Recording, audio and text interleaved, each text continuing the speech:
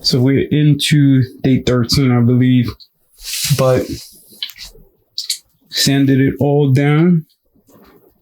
Right, you can see it's looking a lot flush and cleaner.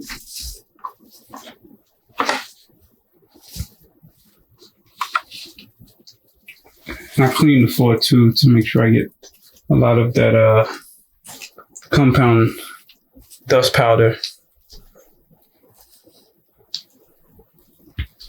So, you know, I got it as close as I can to clean and flush, but came out pretty good to me.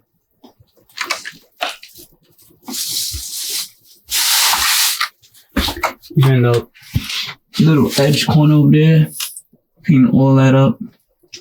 You see, it's not as jacked up as it was originally. All these are much smoother now. So now, if we throw the white paint, should all pop pretty good. So that's progress. Sweet, let's do it.